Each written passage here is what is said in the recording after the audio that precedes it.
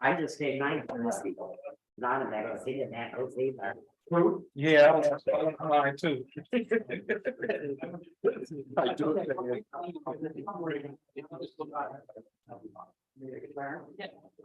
We'll be done in 3 minutes, and so. My foot is not that. Thank you. You have to leave. What? No, I just, no, I was asking, it was a copy of it. I guess someone just wanted that. Yeah, Donovan's got Jill, so it's not, I feel only mildly better, Is she good? because he left his in his office too, so. Maybe she can just make both. You know, I do.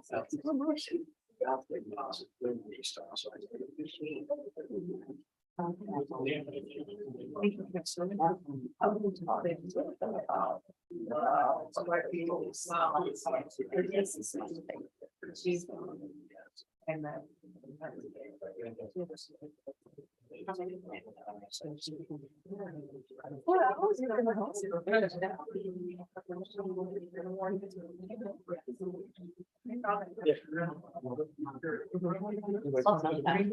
Reason why we've been asking is because when I.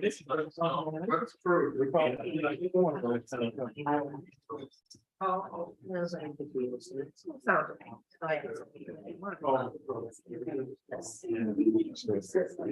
got you. Let me say this. Someone have to take a time.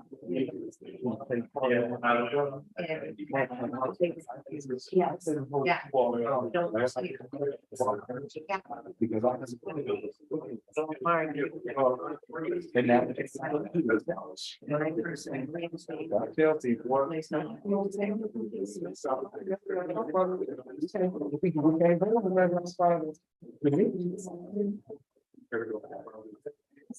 There's only right now. Even right now. No.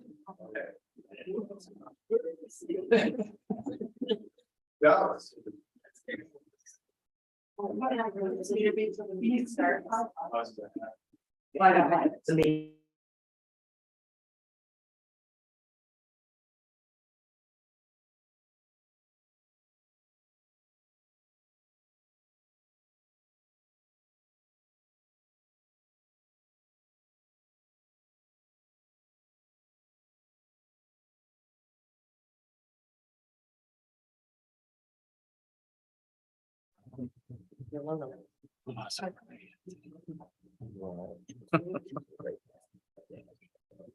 Say you. Have we Not right there. it? And so, yeah, that one. Not using the All right, folks, I will go ahead and call this meeting to order. It is 7 p.m. If we can start with a moment of silence, please.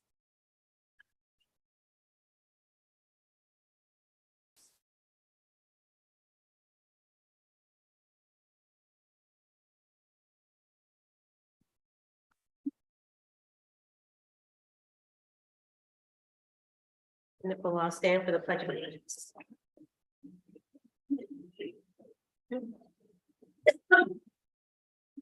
I pledge allegiance to the flag of the United States of America and to the republic for which it stands, one nation, under God, indivisible, with liberty and justice for all. Just a reminder, folks, if you have a cell phone with you, you can put it on silent or turn it off. That would be appreciated. City Clerk Domingo, if you'll take roll call for us, please. Councilmember Williams, Present. Reed, Jackson, Here. Waller, Davis, Here. Brent, Here. and Mayor Snyder. Here. I would like to make a motion to approve of the agenda, giving 2 deletions. One, we will not have Habitat for Humanity here for presentation. And then the second is we will remove the grant administration agreement for the CDBG. Do I have a motion to approve? So move. Support. Any questions? All in favor, say aye. Aye. Opposed? All right. And Mary Slater just walked out the door, but she is next on our agenda. You're up. You're up, Ms. Slater. Mary Slater, representing Sister City. I just wanted to give you all a brief update. You know, our Sister City is very active. Before COVID, it was very, very active. And now we're getting back and forth with lots of activities. In the meantime, we've had a celebration of 25 years of relationship with Noah's Noah and 15 years with VIII. In commemoration of that event, we've had a joint project of photography involving Albion, VIII, and then they have a sister city in Spain called Federa. We have collected 100 photographs, 25 of each of those 4 cities. And they are on display in the 4 different cities. So there are photographs of Albion over there in France and in Spain. So you've probably seen these, some of these anyway. They've been posted all around the city and the various restaurants in the city hall, in the chamber, the library, and so on. At this point, we've collected them together and in cooperation with Galazios at their suggestion, this project is to have these on display and for sale. So there's a special event, January 29th, that's a Sunday, from 2 to 4 at Galazios. It's a ticketed event. The tickets are $15. And $5 of that goes to Sister City Committee. And the other part goes to putting on this very wonderful buffet of heavy hors d'oeuvres. There's also a cash bar available and your opportunity to view the pictures and purchase. There are 3 different sizes and the price is based on size. So they're $10, $20, and $30. And this, you may have seen this ad in the Reporter. So we hope that there will be a good turnout. We look at this is a wonderful cooperative event between Sister City and business in Albion. So we are the money for this from this endeavor. We hope to be used to promote a future children's trip to Albion. Now, we recently had women's basketball players from Albion, from Swansea here in Albion. And we had a number of new families involved in hosting these students. And these families have young children. So this is our target audience for our next group, which will probably be 2024. So we're also thinking of having an adult group, but many of you are interested. Just there's be a sign-up sheet at Galazios. That's not any kind of commitment. Just put your name down if you're interested. Sam Porter is the one that will be organizing this trip. Another little tidbit that we have to be proud of. Diane Gannon-Lilly, chair of Modern Languages Department of the college, also from Louisiana. You know, Louisiana was settled by the French, and she's been doing some investigation into the history. She wrote 1 book already about the history of the French in Louisiana. In doing this research, she discovered some very, very early documents, letters written by some of these, well, one in particular, leader of this group of people that came over from France. It turns out to be one of her ancestors. So there are some unanswered questions about this man. And so she's going to be back in France in February, going to some very small remote libraries in Paris to find these original materials. So that's an exciting project. So we look forward to many things happening in Sister City. Thank you. Oh, any questions? Yes, Councilman Trent. Yeah, so you were talked about having folks from France coming to Albion. And did I understand you correctly? We're thinking about having students from Albion going to France in 2024? Yes. Okay. And the trip that would be for adults is at a date as yet undetermined, or? Looking at some of the interest too. Sure. Maybe in the fall of 2023 or the spring of 2024. Okay. Thank you. Quick question. Yep. What age group would the children be? Well, yes. Middle school, high school, Okay. Gotcha. Any other questions for Mary? All right, well, we appreciate you being here to give us this information and hopefully we'll all have it in our calendars to be able to participate. you can buy tickets, by the way, from Sister City committee members or at Palazzo's restaurant anytime. All right. Thank you. Thank you. And the trips really are good. I've gone on two. So it's a very exciting experience. All right. Public comments. Anybody in the gallery would like to stand and address council? And if it's in regards to an agenda item, you have the opportunity to speak for 3 minutes.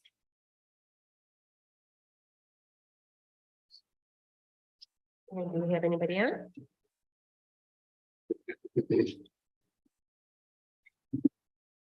All right, we'll move on. Can I have a motion to adjourn to closed session? So move. Support. All in favor, say aye. Oh, Aye. roll call. Oh, sorry. Lisa Domingo? Councilmember Reed, Yes.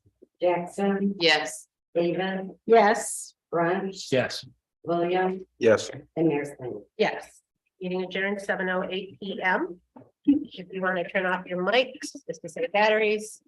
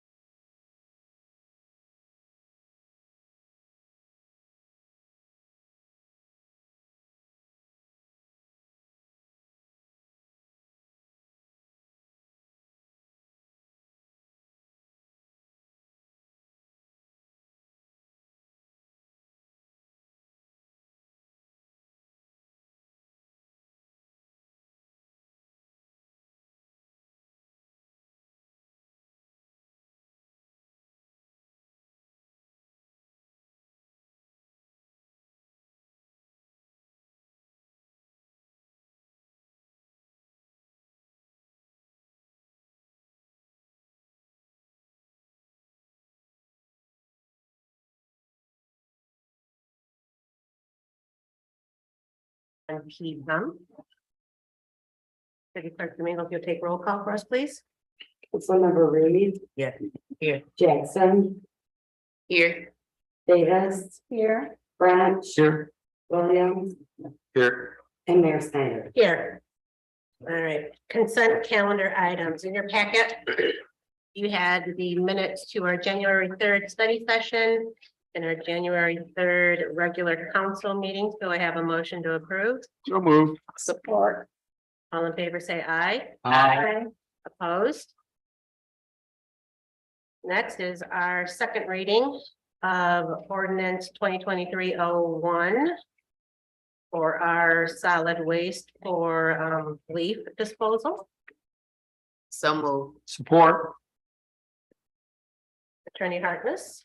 So just briefly, this is the same ordinance that was before council last time. Basically, this allows property owners between the months of October 1 and December 1 to place refuse for pickup in the easement area. So the idea is if you rake your yard and you have tons and tons of bags of leaves, and obviously they're not going to all fit in one container, you could place them in the easement area for that week so that they can be picked up without being penalized by the city for dumping things in an easement area. And that's basically it. Any questions for our attorney? City Clerk Domingo? Councilmember Jackson, Yes. Davis, Yes, Branch, Yes. Williams, Yes. Reed, Yes. and Mayor Snyder. Yes. In your package, you have the applications for reappointments. So these are folks that are currently serving that want to continue to serve.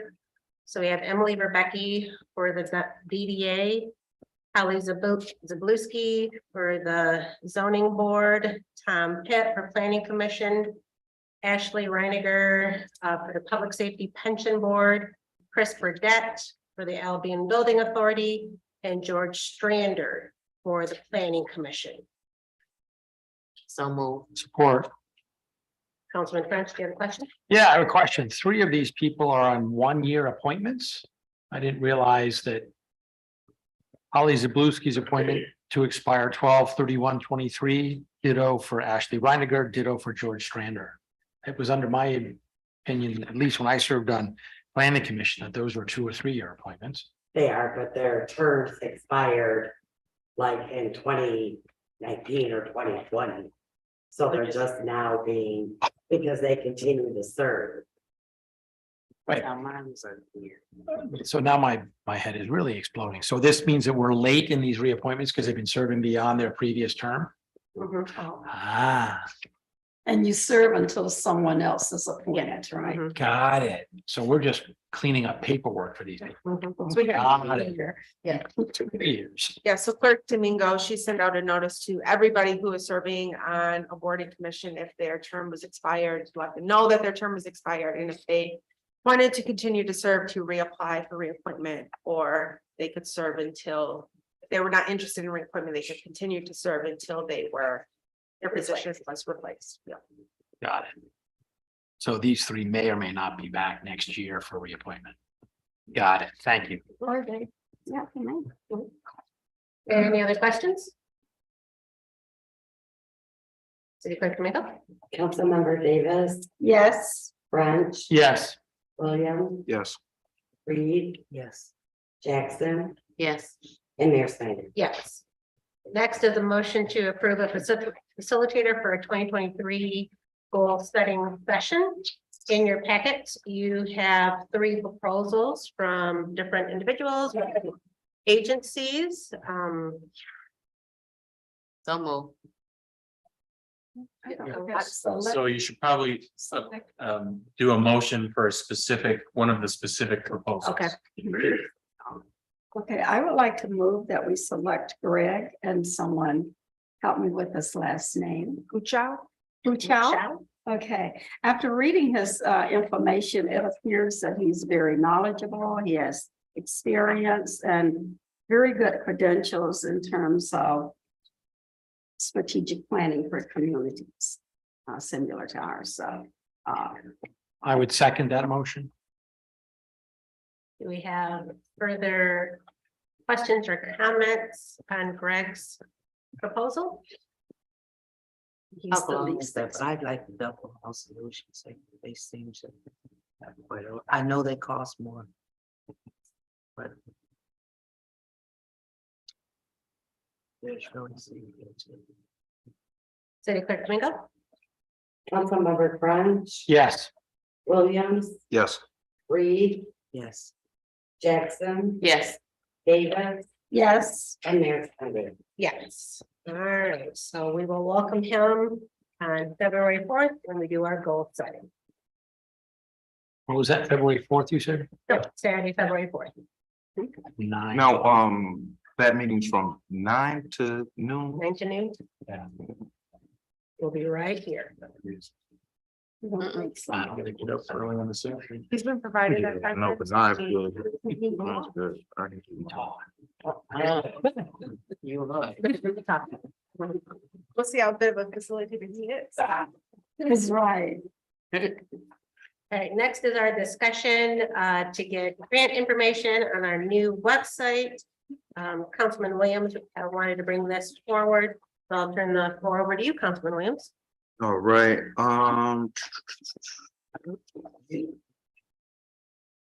sorry, guys, I lost the page, but, I've seen on other cities' websites where they provide the grant information, and I think the grant information is also helpful, and with us going into our strategic planning, it will be something that will both be beneficial and helpful. I know when I first got on council, I had very limited understanding of the grant process and what cities actually focus on. And a lot of the times I found myself being upset by the things that it seemed or appeared that we would focus on, while also putting in the grant package the things that we needed to focus on, but utilizing those to get the funding, but not necessarily addressing the actual issues. As we all know, local government is a learning curve. And the more knowledge you have, or the more access to information that that supports the information that you're looking for, takes down the barriers of questions, right?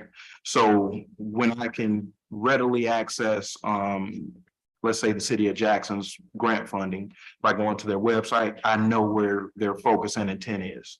And I can easily look at their website and say, okay, well, they're focused on housing developments, or they're focused on youth programming, or they're focused on helping out the seniors. You know what I mean? I can actually look on their site and see that. I think a lot of the times we overlook the fact that we are, or should be graded by, we as council should be graded by the work that we do in the community, and the community should be able to access the information without having to face certain hurdles, or having to actually reach out to us to see what it is that we care about, or where we want to spend our time and attention. So I believe adding this to the website will bring additional clarity as to the proficiency of the council that we have here. And it also gives us something to be accountable to, along with our strategic goals and the comprehensive plan as well. So you were saying that City of Jackson has it on their website? Yeah, you can go to their website and look at, I think it's community development. Scroll down the page and you can see the grant funding that they have. And I know this will also be helpful. Neighborhoods Inc. has reached out to me quite a bit as far as different grant opportunities that we could possibly apply for, and working with different people in town, and just communicating some of the things that I wanted to work on and address in the community. Grant reporting and things often come up, and if access to that information is readily available, then that's one less thing that we have to face when looking for partners to collaborate with in addressing some of the issues that we have here in the community. Or what other city websites? Say it again. What other city websites have you been? Mainly Jackson's. Can't necessarily say if the city of Battle Creek does it as well, but I know you can go to the city of Jackson and you can find it on there. Yeah. Any other comments? With this discussion? Yep, Councilman French. I'm just, I like this idea a lot. It sounds like it's just about dashboard, right? We have a dashboard-based website, so it should be relatively straightforward, but I'm sure there's gonna be costs associated with doing that. Or is it easy? I just don't know. That I don't know. That's something obviously have to look into. We're in the process of updating our website, so we know we can add that too. Good. It's just gonna be a matter of who prepares and gets this done. Happy, I am bringing an intern on from the Ford Institute. Met with her last week. Hopefully she will start, if not the end of this week, next week. So she will come before council when she's fully on board to introduce herself. We did talk about this, because I know Councilmember Williams expressed wanting to see something like that. So hopefully I'll be able to work with my intern to get something created and then work with either we add it to the website or work with the vendor who kind of oversees our website to have it implemented. I have a follow-up question for Councilman Williams. Does the Jackson website make the distinction based on time, these grants? Or is it just a list of grants, like here's our 2022 grants, here's our 2021 grants, here's our 2020 grants? Or is it just a list of grants that they've gotten over some period of time? Okay, I don't want to misinform you. Right. But I believe it has the application date and possibly Okay. when they either received it or didn't receive, Yeah. and then the progress. But I know this has been something the grant funding alone has been something that I've requested quite a few times. And if there wasn't another hurdle in place with me having to go to the city manager and ask her, hey, can we put this on the meeting? Hey, can we put this on the meeting? But instead, we had a place where we can actually go and we can see the process. I know in November, we applied for the NEP grant and I haven't heard anything back yet, but I also don't think they've awarded the grants yet. So if we had that on there with the time frame in which they were going to be rolled out, then we would know. I know we also applied for I think it was a grant for the RRC or community development person. And I know we didn't get that because I ended up seeing the award, but just something like that. And it's helpful because, hey, we tried, we didn't get it. Yeah. You know what I mean? So, And for the NEP grant, I need to follow up with Neighborhoods Inc. because they were the one who applied Right. for it, the city did not apply. So it's going to take, in terms of those types of grants, it's going to take some coordination and getting that information from those offices. But we can definitely provide the information on the grants that the city has applied for. right. And give updates on that. So I think if we could all possibly take a look at least the city of Jackson to see what type of information they have on their website. That might give us a good sense of what Councilman Williams is kind of looking for, and definitely we can see if that's something that we can also have on our new website. Right. And I think ours would probably add additional layers of clarity in the ask that I put in the on the agenda today. It will have some additional information. I don't think theirs goes into that much detail as opposed to what we would like to see. What's the target demographic that we're trying to reach? What are we trying to do with this grant? You know what I mean? Things like that. But all of that will probably be drawn up at the onset of the grant and any supporting documents, links or whatever, so that you can actually go into it and actually review, okay, we've already applied for something like this. We got it last year, or, we applied and we didn't get it last year. Okay, well, maybe we need to look at a different source for applying or a different partner,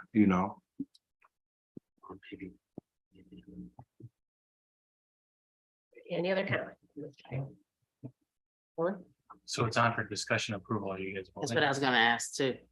No, it's just a discussion. No, I said approval as It's well. the approval as well, so my question was asking, what did you want to be approved? To add the tab to the website. Now, I've spoken to Jill and City Manager Snyder as well. So I know that they're revamping the website. So the approval would be so that when they do revamp the website, that we also add this to the website as a tab, right? Mhm. Okay. So then you need a motion and a second. I motion to add a tab to the website when you do get it on.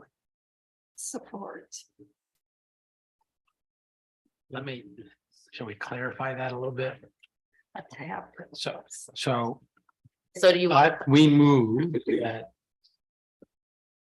So you make it- On the redoing of the city website, we Make it will available. include a tab that provides information for all grants. Ongoing grants. Making historical and ongoing grants, donation and endowment right. data it's right. available Right here. on the website, But it doesn't, it's right there. updated bi-weekly. Yeah, it's already there. Update, You just didn't say that. So- yeah, updated bi-weekly. Yeah. Yeah. Updated bi-weekly. Which I can imagine with most grants, we won't have to have that much attention. Yeah, I was gonna because the process is much longer. It's just, you know, they will accompany the city manager's report, basically, as they already do. We already had it. Thank you. So you got the motion in a second. Mhm. We're good on that. Mhm. Yes. City Clerk Domingo? Councilmember Williams, Yes, Reed, Yes. Jackson. Yes. Davis, Yes, French, Yes, and Mayor Snyder. Yes. Okay, just one comment. So we're in the process of finalizing that. We've sent the website to all the department heads to review on what the update that we've received back. We've asked for them to give their feedback to Jill and I by Thursday. So it's going to take us some time just to get this dashboard or information gathered and put together, and then we will make sure that that is added to the new website. So you may see the new website go live and this not be added right away, but it will definitely get added to it.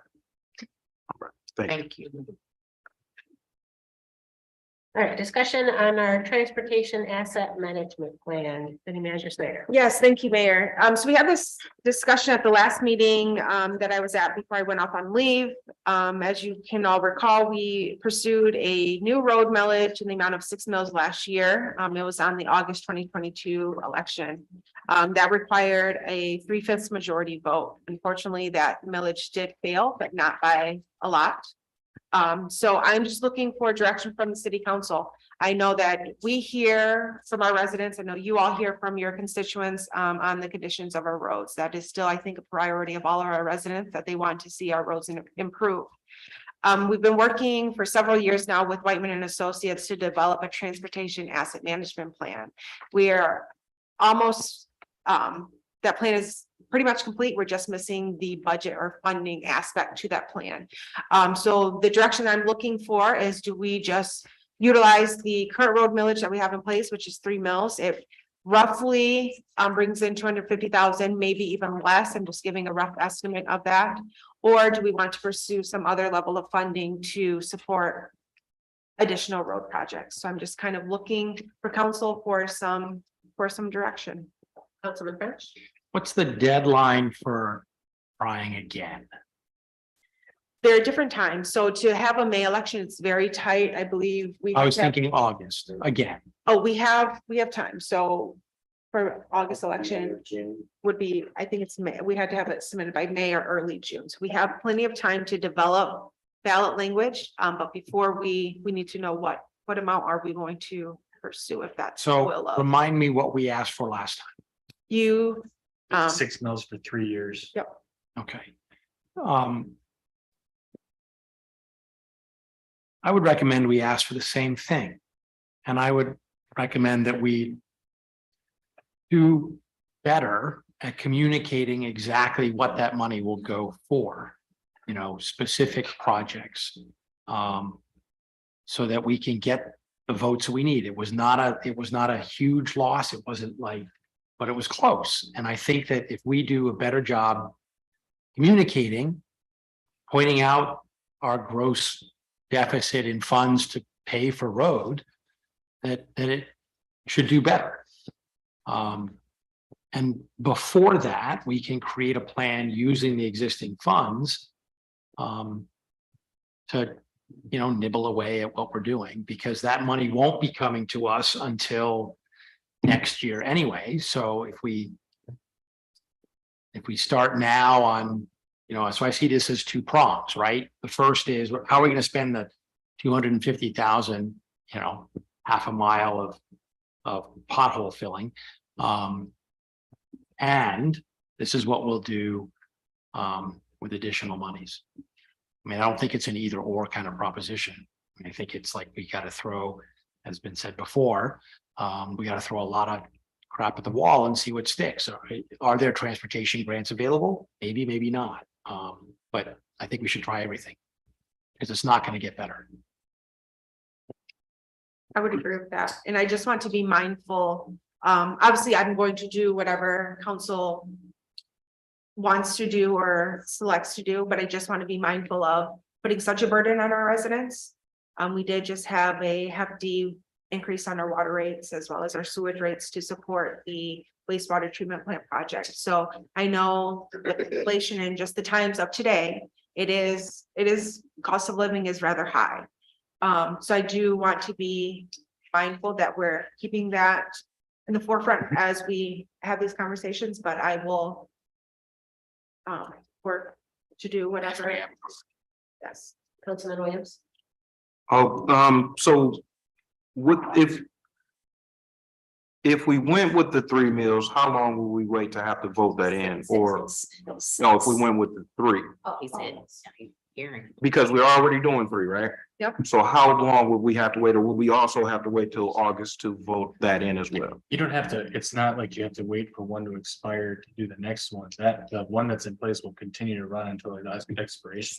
This would just be a new one in addition to that you can do basically in any election cycle. Oh, okay, all right, so there is no difference. No. Okay, all right, So our current millage, it expires in 2025, I believe. oh, okay, got you. Okay. Council Ray. Okay, I'm back to the patching. Because there are some streets that the whole street is not messed up.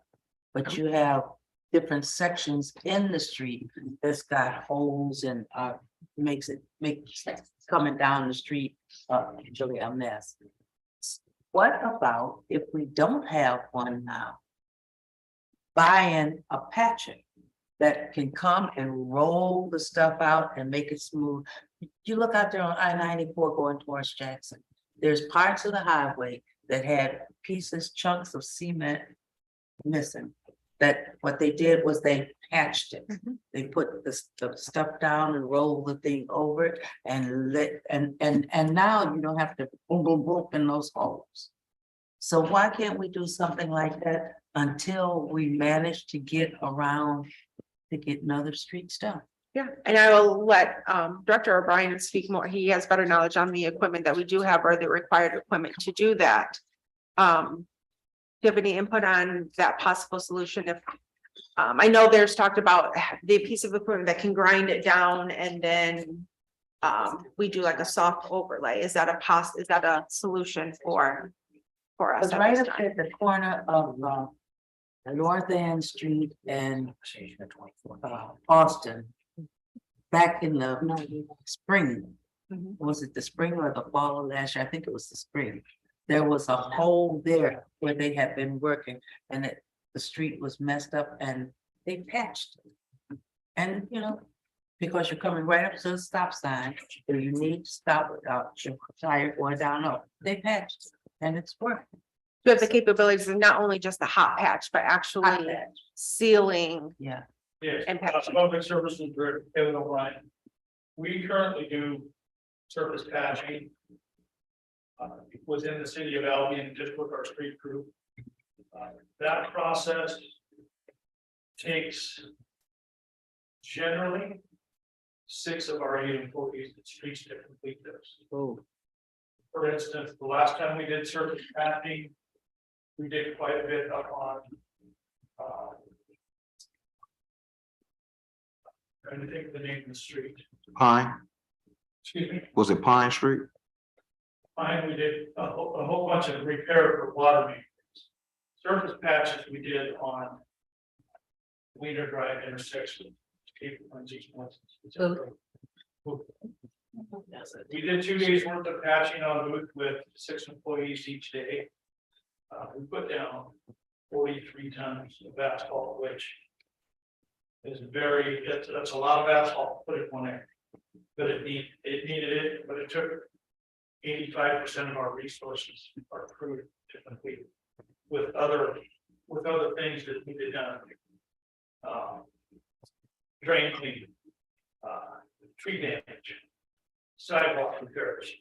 So we can dedicate resources just to that.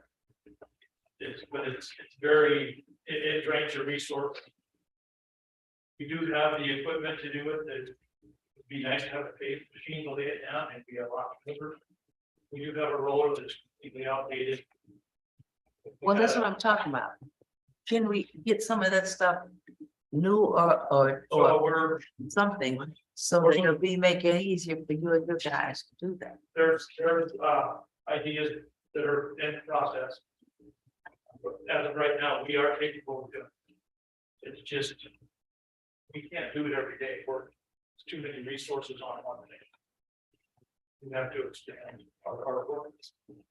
The needs, the calls, potholes are just crazy in the spring, as you guys know. We could search patch every day, it'd be great, but your asphalt budget would have to be over $1 million just to do that. Just asphalt. And it's definitely a possibility, but then you also have to look into purchasing the equipment to do like the patching that you're referring to. I think when we passed the budget, I hope we were pretty clear that our budget for this year is very tight. But we can look, obviously get estimates to see what those costs would be and try to work it in to a future budget. But we have to be mindful, our resources are limited in what we're able to do. So when we're talking about patching, we're not talking about filling the hole. We're talking about Yes, laying. all that surface patching that you're referring to, where you lay asphalt down, roll it with the machine. Yeah. And it does create a smoother, much smoother surface than just a spot patch. Yeah, yeah. For instance, 43 tons, just so you both know, 43 tons of asphalt, roughly $2,900 is what the city pays, and that's the government rate. And how much will that cover? An area just a little bigger than the surface of this room. Yeah, it's not a lot. Yeah, Yeah. that's asphalt's very expensive. Everything is really expensive. So that's why, at our study session, I encourage you all to make outreach to your constituents to see what a type of a priority that is. And maybe we can, I know, like I said, that's a topic of conversation regardless of the intent of the conversation, it always goes to roads. But as our city manager said, we have to be mindful. But there's no easy fix when it comes to roads. And no cheap No. fix. when it comes And to I roads. understand that, but I mean, if we're talking about what do our people think? And our people are saying, if you can fix the whole road, fix the worst part of the road, because some of the roads don't have. I mean, the whole street from here to here is not messed up, but maybe from here and maybe something up here is messed up to where you could mess up your car in some of those holes. So that's why I brought that up about spot patching if you can't do a whole road. Okay. Makes sense. We just need to find the resources. Great. Anything else? So again, I'm just kind of looking for direction. I can go, excuse me, with Councilmember French recommended and bring back what 6 mills would generate a budget wise, and kind of show you the level of projects that we'd be able to accomplish. Or if you're also want to see what another, maybe a lower amount. But I can bring back multiple options and then. Yeah. Council can decide from there. We can then develop ballot language if that's what we want to pursue. But just kind of looking for some direction. I think the last time I presented 3, 6, and 9 mills, and we selected to do with 6. Things should bring back the reason. That's what. There's no other ARPA money floating around for roads that Governor Whitmer is talking about. Is she, I mean, I know that there's $1 billion or something coming to the state. I know right now, a lot of it's geared towards broadband, water infrastructure, which Yeah. we submitted our grant application for, dam infrastructure. Yeah. And then I don't know if last year was year 5 or if this year's year 5 of the 5-year grant program that she created to address the roads. And we've applied for any grants that Yeah, okay, could, but you still have to have funds available to put towards the match. yeah. All right. Any other questions or comments? I got a question. Councilman Williams? Yep, I guess this would probably be more so for Cullen, lobbyists.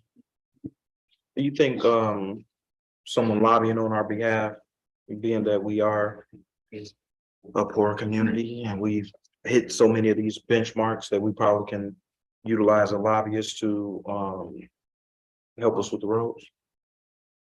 Get funding for the roads? Or is roads such a standalone issue that there is no hope other than generating it like we do the water? I don't know that. Lobbying is gonna get us further than say. Somebody doing grants, I think probably, Maybe look for somebody in grants. yeah, I somewhat defer to the city manager because I don't know what we all have in the wings for grants as it relates to the roads, but. The couple people, Representative Hadsman, I know. He's got it. I'm trying to think of our county commissioner, Gary Tompkins, was always. Not area anymore. Oh, okay, well, former, but they were always kind of lobbying on our behalf, so I think the elected officials that are at the higher levels are doing what they can.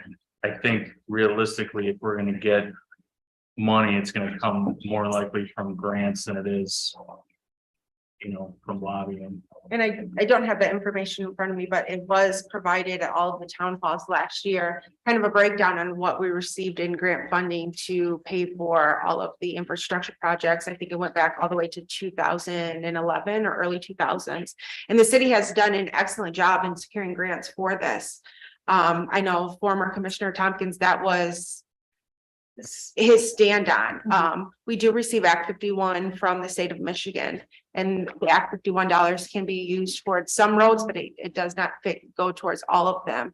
And he was really passionate about getting that formula change that determines the amount of funding that we get at the local level, because right now it's not benefiting local communities. It really helps some of the larger cities, but how the formula is set up right now, our local governments and municipalities, they're hurting from that. So I know he was very passionate in speaking on that formula needs to change to better support the local units. Unfortunately, the maintenance and upkeep of our local roads falls on the local unit.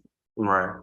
And that's pretty much my understanding of it as well. I just wanted to see, because we did mention during the study session alternative means, so Yep. I want to throw that out there. So our road project that we're doing this year, we received over $700,000 in grant funding. So, and we still have to put towards a little over 300,000 to get that project completed. So we are going for the grants, we are getting them, but it's just still not enough, especially when it's roughly $1 million a mile.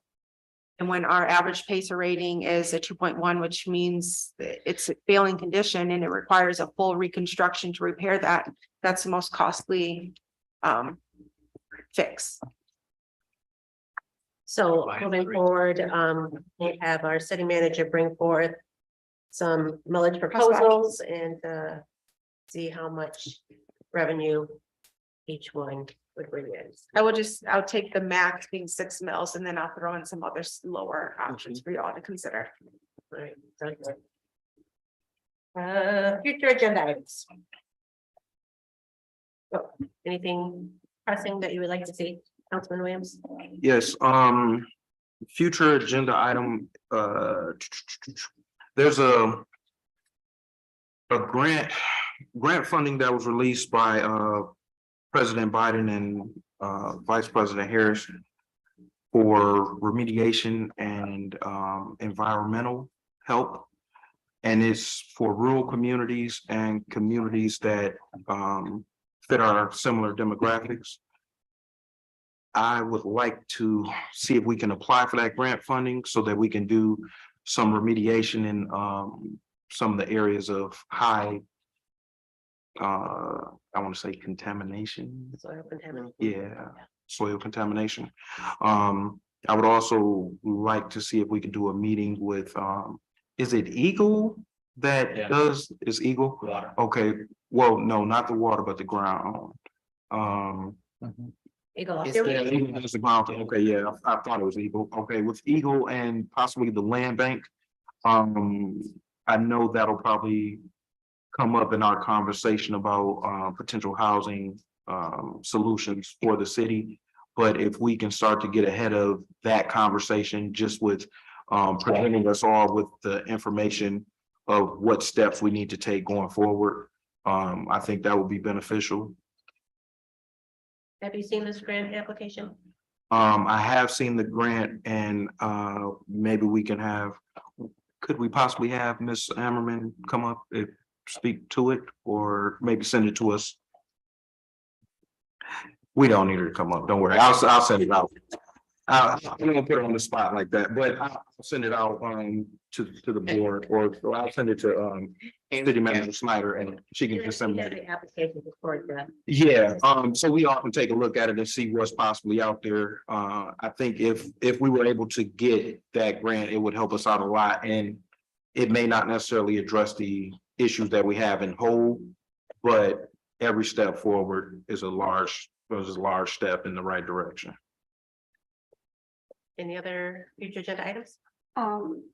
Was there a reason that was given regarding Habitat for Humanities and which he couldn't come tonight? Yeah, so they emailed us afterwards. They had a schedule conflict, but Okay. they will be presenting at the next council meeting. Okay, So they apologize for not being able to make it after they committed. because he promised me he was. They'll be here at next meeting.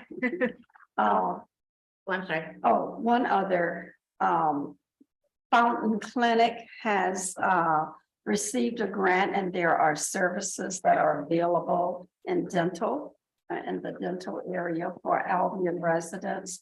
And we really don't use we don't use the clinic very much for eyeglasses as well as dental use. So Mary Jo would like the director would be willing to come and share what is available to Calhoun County residents Ever do a regarding dentistry as well as eyeglasses. to the Yes. fountain. Clinic in Marshall. Do they have a flyer or a posting that you can maybe share with us? Well, I think she wants them to come to. I want them do to- I the want them to- presentation. Okay, perfect. That's one of, I'm on the board and that's one of the areas in terms of visibility in the Albion community. Since it's Calhoun County, we really don't know what services they're offering and we need those services because they're geared for low income, financially, strapped citizens who don't get good dental care as well as good eye and vision care as well. Councilmember Davis, can you connect me via email with her? I will send it to you. Sounds good, thank you. Any other agenda items? Oh, I'm sorry. I've already spoken to the manager and the clerk about this, but yeah, your next meeting will have a closed session. Followed by a vote on a settlement or release with one of our contractors.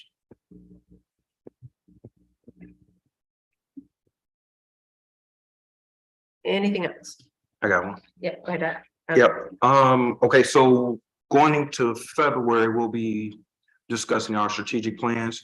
And I think one thing that we overlooked, I know we did last year, was the community engagement portion of that. I think what I would like to see as far as an agenda item is developing neighborhood advisory committees so that they will have input on land use and different things that take place throughout the community. also, I would like to see them have input as far as strategic goals that they would like to see, because we may end up finding out that the strategic goals that we come to the table with may not necessarily align with what the community need is. And we will eventually have to weigh out what's actually needed as opposed to what we may think what we think is helping, but it's actually missing the point. You know what I mean? So I think setting up neighborhood advisory committees could be very beneficial to the progress of the city of Albion. Well, and I know, well, I went to one of yours. I don't know, have you had others? Well, that was just a town hall. This will be more directed by members of the neighborhood, and they pretty much set up a board, maybe 15 members, a 15-member board or something like that, so that with the varying demographic and age group, so that we could actually target the issues spanning from maybe the teenage to retirees, you know, and make sure that concerns are being addressed in the way that they should be. Well, and as council members, I think that would be your responsibilities to kind of coordinate that within Well- precincts for your neighborhoods, correct? Well, not necessarily. I know, and this is what I was gonna add to that. Maybe we could reach out to Chris Luzier of the community development organization out there in Battle Creek. This is something that he's worked on in the communities that they have over there. But I know when we get to speaking of land use, that's something that the land bank is going to want us to have in place before dispersing large areas of land. So this is another thing that will be getting ahead of the housing initiatives and all those other things that we had discussed previously. It's just another component of that. But I feel like if we start to put all of these things in place ahead of actually rolling something out, because if we come up with something that the people don't necessarily, the citizens of Albion aren't necessarily on board with, then we've worked towards something that didn't get us anywhere. I agree. And I don't want to waste our time or city resources to do that. So, You're talking about something like Washington Heights and Battle Creek. yeah, exactly. But I think all precincts should have a say, right? Like, No, every one of them would have, we'd have neighborhood It just, advisory committees for each precinct. Yeah. Yes. and it just wouldn't be as many of us. Maybe you could use 4, 2 that could go to 3 precincts to visit and talk to individuals. Because sometimes when you have additional people that come out and help you, they give them more information. So I know in Battle Creek for sure, it used to be called Who Vision. And they would go out and they would visit African American, the Burmese, they would visit Latinos, they would visit all areas. And they would just get information and input, and then they would bring it back to us what was like the top 10 things that they wanted to see or whatever. Not saying that we can do all those things, but it's just, instead of that survey that goes out, and we have a survey that goes out, and people can't get to that survey. You are actually speaking to live people, so no one can say we didn't do our due diligence. So we've done it in more than one place than just a survey, because sometimes a person gets on the survey, it's the same damn person over and over that's saying different things, but now we have touched more of our community to find out really the things that they never have input, or they say maybe they don't have the input in. Now you've given them that chance to have input. They don't meet it at those meetings that, go on or whatever, then we've done all we can do, but at least we did try. And more than just one way as a survey. Now they get to have individual people actually before them and they could speak to them. But I hear you also when you're talking about the council meetings that we would have, but these individuals can go out more than we can.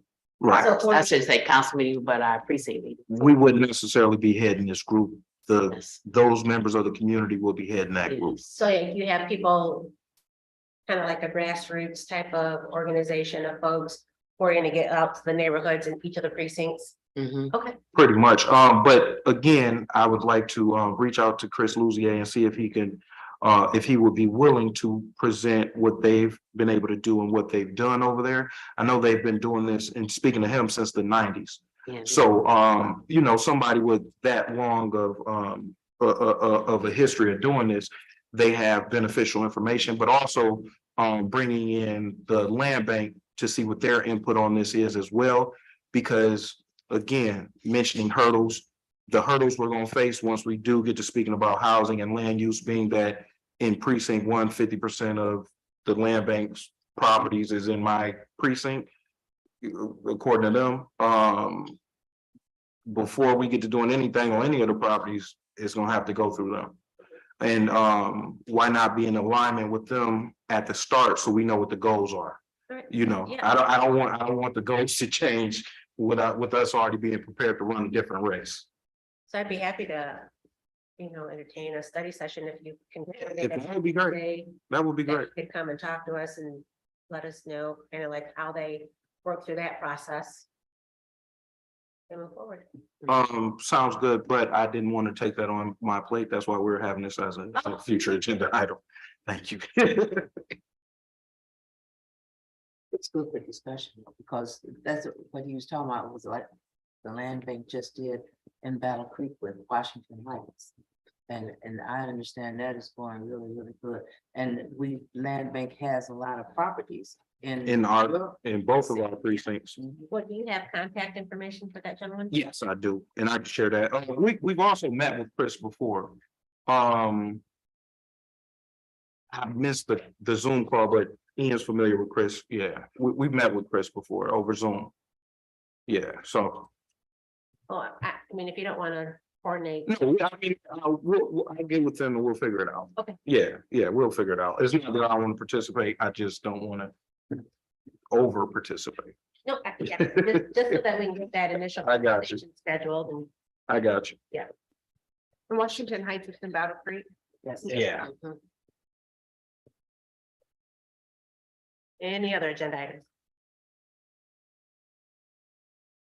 Really good, okay. Public comments. If there's anybody in the gallery that would like to stand and address council, you have this opportunity and 3 minutes is yours.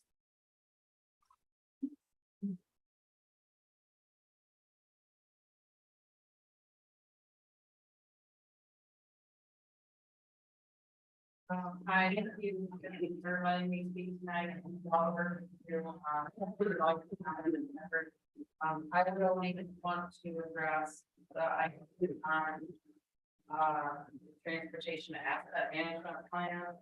I just sent an email to city manager on some MDOT awards that might work. So no promises, but they are economic development grants that are geared toward roads, so I'm happy to if that would be helpful. So that might be something. They look like they're several years out, so it's a very long plan, but that's something we could do. And on the ESJ grants, the environmental grants, those went out in a very broad BCC group that I'm using from my predecessor. I know I can't get Councilman Prentice to work yet, and I was warned that would happen, so I'm working with it. So you might already have it, but if you want another time to get the ESJ stuff, it should have went on like a big list. So there are 2 environmental justice awards that you can go after. One of them is for higher ed, so the college is looking at that one, and then one of them is more for municipalities. So just yeah, lots of opportunity, just hard to know where to go. Yeah. Exactly. Thanks, Bridget. Anybody else?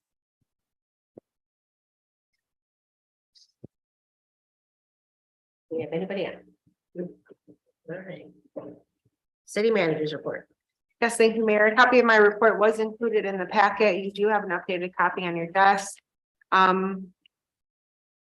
As I mentioned earlier in the meetings, City Clerk and I, we met with Revise on Wednesday, January 11th to finalize the design to upgrade the city's website. We're very happy. They did a quick turnaround with that, with the feedback we provided with them. Very happy with how it looks. It has been sent out to all departments to review, to make sure that we did not miss anything before we give them that final approval. So we're hoping to have it live. Let's say by the beginning of, definitely by the beginning of February. So stay tuned for that. I also wanted to highlight the Michigan Association of Planning, or MAPS. master planning for housing. There's a 4-series webinar that I will be participating as well as Virgie. It's free since we are a RC certified community. It begins on tomorrow, Wednesday, January 18th. The 4-part workshop series includes master planning for housing, zoning reform, stand by your plan, and accessory dwelling unit. So look forward to that, to taking a part of that training, since I know housing is a very big topic here in our community. We want to see more housing. There you've also received updates from all the individual departments in your packet as well. Happy to answer any questions. Any questions for our city manager?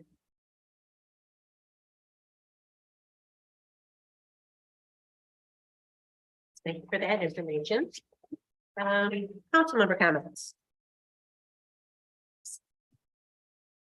I like to Pro Tem just say, Jackson? yeah, I like to say what you probably are going to say, Mayor, is the Black History Program turned out very nice. I'm okay. Yesterday, I'm okay, yeah. And I thought that was real nice, and you, as you spoke as well. But just to see the youth, how they brought the youth out to let individuals know there are things that yet do go on that are not good, but also the good. Things that go on that's bad, they bring all of that out, but they were able to bring out some good out from the Harrington School, which was good. You know, I like to see that. So, but that was good just to see the community come back together again, once again. It was exciting. So, and I just want to thank also Cressy and Marcola, not Marcola, but Marquetta. Was a great job that they did. So, yeah. And I forgot Andy used that. Every year. Yeah. So, but to all of them, and then, you know, we have our own councilwoman, Lynn Reed, which she doesn't ask for any compliments or anything, come out all the time. Whoever needs her, she was there. And then you always have the Pastor Amos and co-pastor Amos that comes out and help as well. And then just the chorale of all the individuals that come together. And we thank Ronnie as well, because he does come out with the choir, and then with the new choir that he has, that has come out. So yeah, it was just a nice, atmosphere. Councilman Friend? I just want to echo that, Councilwoman Reed, you're everywhere, and every year you help us out in so many ways. And I just personally want to thank you for all your engagement with that event. It's always great. And we do appreciate it. The food was delicious, and I know that you had a part in that, so that's a good thing. And I would like to say thank you to the mayor, because your speech was very relevant in terms of the positive things that are happening in Albion, as well as coming together in our community has the ability to come together. And that last night was a typical example of young, old, diversity regarding race, you know, education and all. So it was a good program. I really, and thank you to all of you who participated, and the committee as well. I also want to give a shout out to Family Fare, who donated all the chicken, and a lot of local businesses, restaurants who donated gift cards and gift baskets, just to make that make it all come together really well. And the NAACP provided desserts, as they always do, and they were all delicious. Yep, so that was definitely a great cross section of our community. We had the elementary school, we had the college, we had community volunteers, we had churches, we had elected officials. And it was just great to see the community of Albion come together for a function that celebrates us all, while honoring the great Martin Luther King Jr. So yeah, definitely. I wanted to personally thank Mark Butterfrost and Cressy Vargo for organizing that event, because there's a lot of moving parts when you have something that large going on. You have volunteers, people who provide the food, people who set up and decorate, people who organize who is going to be speaking when. So there was a lot. Ronnie Sims in coordinating and getting his choir together to practice for the event. So there's a lot of moving parts when it comes to something like that. And this is all grassroots.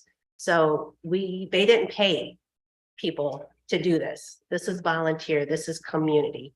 And that's what you get when community comes together. So hopefully we'll see more and more of this, you know, as long as we don't go on any more shutdowns because of COVID. Knock on wood. Positive activities that are happening in the community. Yes. Anyone else? I have. Yep, go ahead. In looking at my email, I see from the Michigan Municipal League, there's a virtual elected officials academy core weekender. And it's going to be Friday, February 10th. And so from my understanding, it really focuses on leadership roles and responsibilities, financial management, legal framework in terms of grooming council members, you know. So this is something that I think I will be interested in. Is Friday and Saturday. And there is a minor cost, even though it is virtual, $100, $105 for the weekend. And that is during February 10th and 11th. So this is something that I want to make sure everyone is aware of. So maybe more people may be interested. I went to my training last Thursday. It was fantastic. And I guess what was really good about it is got to talk to the people who were running the sessions and also people from other cities. So but very interesting. All right. Did you get a test? It's coming up. Oh, yours is coming up. You went on the 12th. Yeah. Yeah, okay. I went, I guess, in December. It's very, very helpful. Got a lot of ideas in terms of what others are doing. All right. Motion to excuse Councilwoman Lawler. So moved. Second. All in favor, say aye. Aye. Opposed? We have motion to adjourn. So moved. Support. All in favor, say aye. Aye. Anybody know? Opposed? She's okay. She had said she had. Meeting adjourned, 8:48 PM. But she's okay. Help. She's